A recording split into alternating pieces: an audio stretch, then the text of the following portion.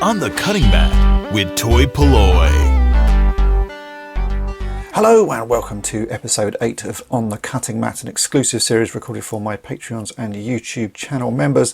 And as you can see, I've already made a start because this is quite an intriguing project. I was recently sent this, which is the remains of a Hanin carbonite block from Slave 1. And as you can see, it's missing a big chunk off one side. It looks like, I'm going to say, someone has trodden on it. This has snapped away.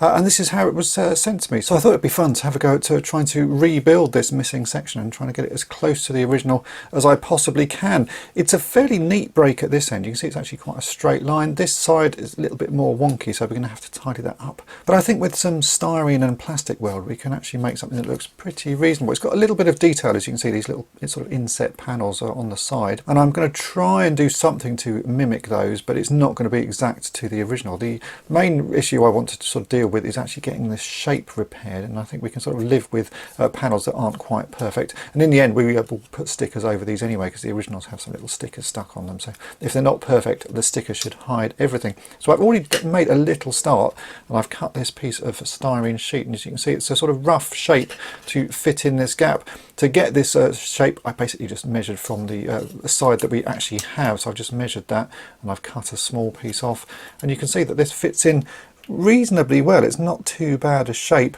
Before we get to gluing this in, I need to deal with the panel shapes though, because we're not going to be able to sort of mark those out once it's awkward and sort of all stuck together. So I've started here, you can see, just drawing lines on it, and this is where I'm working out where these little panels should be. And my plan is to use my scribe, which is a tool I've shown in a few recent videos. This enables you to sort of score little lines in the plastic. I'm going to score some lines to sort of indicate where the panels are, and that's about as much as I'm going to do. So I need to finish doing that. I just finish marking that up and score these lines in, and then we can see if this actually sticks together. This plastic feels like the sort of plastic that will work with plastic weld. I'm going to try and get this sort of welded in place, and then I'll have to put some reinforcement on the inside. Luckily, you can get to the back of this, and it's not really that important what it looks like inside, so I'll probably have to build up some bits with styrene. And then we will also have some gaps that need filling, because this has got a rounded edge, and I'm going to fill that with super glue and baking powder. I think that will do, and then we can sort of sand it all down, and then at the end everything's going to need a coat of paint to hide this joint. So I've got some sort of satin black spray which we'll spray on at the end. But it's just going to be a sort of interesting project. I've no idea how close I can get to it. We'll just sort of see what happens as we go. So let me finish marking up these lines and get some scored bits sort of put in this to indicate the panels, and then we'll see how well it sticks together.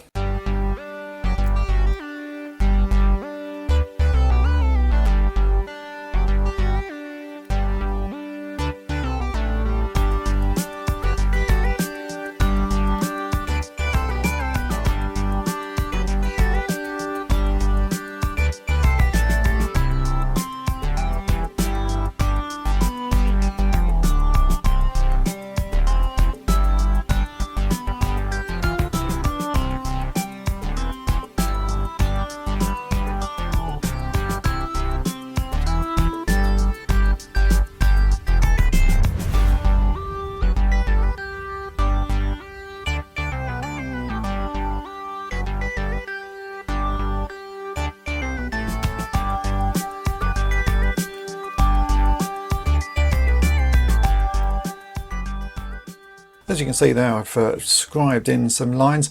I don't think they're too bad. By the time there's some paint on the top of this, they should sort of soften a little bit, and they do indicate little panels, and it's not a perfect match, but yeah, by the time that's painted, I think that will work really well. You can see there's sort of still pencil lines on. If I rub those with my fingers, those will disappear, and you get a better idea of what the panels will look like. Now we need to try and attach this, and I'm just going to start by trying with plastic weld and see what happens. It may not work, and I may have to sort of do some other bits of modifications.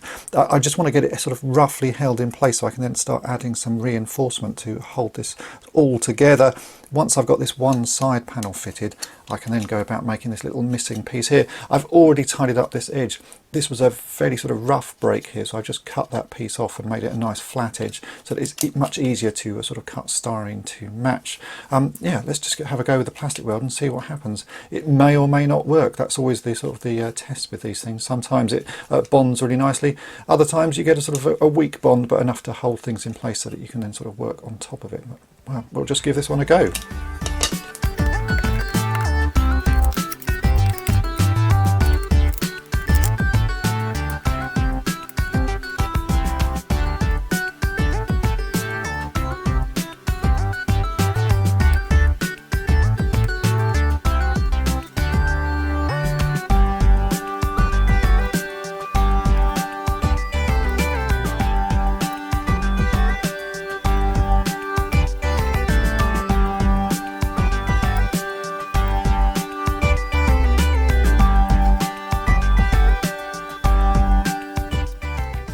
That worked better than I'd expected. It stuck really firmly, so I've added an extra little bit of support just on the back. You can see it's not particularly neat, but it doesn't need to be because you're never really going to look at the bottom side of this. So I've added a thicker bit of styrene here. This sheet I'm using is 1mm thick, and I've added a sort of 2mm thick bar just on the back just to add an extra bit of support, and then a little bit more at this end just to join those two pieces together. And yeah, I'm very happy with how that's going. It still looks a bit rough, but we will tidy that up as we go. I just wanted the basic structure in place and to see how firm I could get it, and you can see that's starting to look like a complete block again. So we've just got to finish this little missing piece here, and then we can start filling in these gaps where it's sort of broken a bit roughly. As I say, that's going to be super glue and baking powder, and then we'll sand everything down. I'm very happy with how that's going. So I've just started sort of fashioning this missing piece here, so you can see I've sort of shaped it roughly. I still need to trim one edge off. Then we'll plastic weld that in place, a little bit more support on the back, and then we can start properly shaping, because we've got to sort of round this corner, yeah, and fill all of these bits in. I think most of the work is actually going to be in sort of fine tuning this and filling in all of the holes, but overall very happy with how that's going. So let's cut this piece to match, plastic weld that in, and then we'll start sort of yeah, fine tuning everything.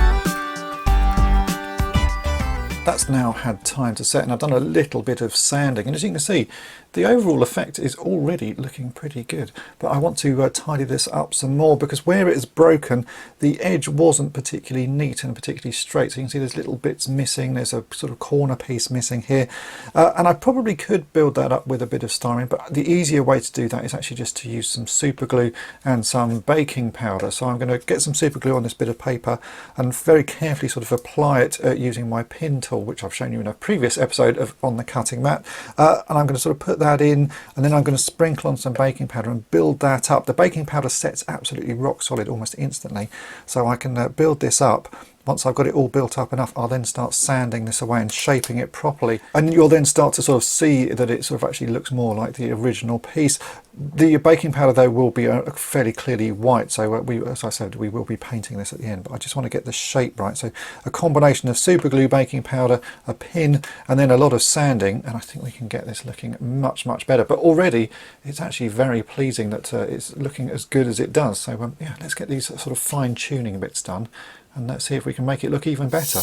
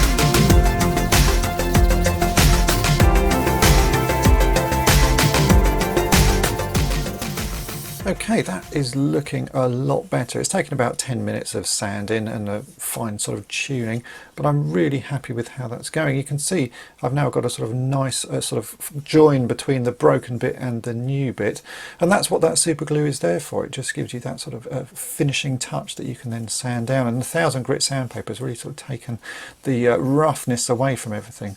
That's not too bad at all. There's a few little blemishes, but I reckon by the time we've sprayed this, it's not going to look too bad at all. So I'm just going to take this out into my garage and give it a quick coat of car spray. I bought some semi-gloss car spray from a local car suppliers. It gives a really nice finish. I've used it on a few projects and it should match this quite nicely. I'm going to actually spray the whole thing because you can't really get a decent join between paint and plastic. So I'm just going to give everything a light coat of this semi-gloss black spray, and we'll see how that looks. I think that should hide the joins. Then I think I've already got some stickers printed out, and I'll stick those on, and that should be the final thing. As I say, it's not a perfect match because obviously I haven't sunk those panels in, but by the time the sticker's on, I think that will look really pretty reasonable, and certainly be good enough to go inside a Slave 1. So yeah, let's give this a quick coat of paint and see if that improves the finish. As you can see, the paint sort of just smooths out the whole surface and hides most of the errors. There's a few little sort of discrepancies where it doesn't match up quite perfectly, but yeah, the overall effect is pretty pleasing. So this was a sort of satin semi-gloss black spray paint I just bought from a car shop, and I'm always impressed with the results that it gives. You don't need to put a top coat on this, it just gives you the nice sort of finish. The last thing to do is to put some stickers on this. I've just printed them out. You can get the files online, not actually from toy-polloi.com. Other people have this file, so I've never bothered to recreate it, but so I've just printed those out, and I need to stick these onto the side, and then we'll look at the final thing.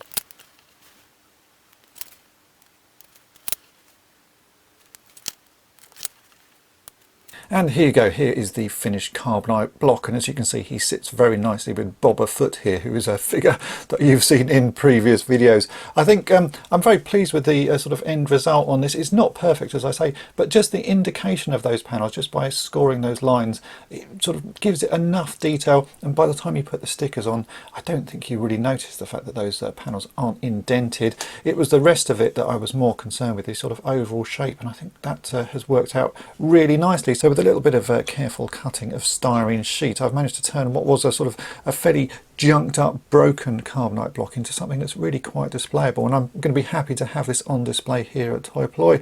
Thanks again for everybody who supports me via Patreon and being a YouTube channel member. It really does make a massive difference to me, and I hope you're enjoying this series of extra exclusive videos that I'm recording for you. They're actually more fun to record than some of my other videos, because these are just sort of the little projects that I do here in the background, things that I never think are particularly worth filming, but I'm enjoying filming them for you guys, so hopefully you are enjoying them as well. Thanks for your ongoing support, and thanks for watching. About a week after I filmed this video, I actually came back to this project because I just wasn't happy with the finish that I'd got on this side panel on the Carbonite block. The join between the styrene and the original piece of plastic, there were a few sort of bubbles and holes where the super glue and baking powder just hadn't filled it quite smoothly enough. So I essentially sort of came back, resanded this down, refilled it with super glue and baking powder, again then resanded it so it's nice and smooth, and I've given it one more coat of the satin paint, and as you can see the join there is a lot more pleasing. There's still a few little marks, but there aren't the obvious holes and marks that there were previously. So now if you put this on display, it's actually really hard to sort of spot the join. So sometimes on these projects, even the little projects I do for myself, I do sort of come back and sort of fine tune them a bit if they haven't gone quite how I was hoping. So there you go, that is the sort of final version of this Carbonite block. I don't think I'm going to do any more to this, so it can now go properly back on display with Boba Fett in my collection of sort of vintage Star Wars figures that I have repaired. Thanks for watching. Thanks for watching toy-polloi. Subscribe for more great videos. You can also follow toy-polloi on Twitter, Facebook, and Instagram.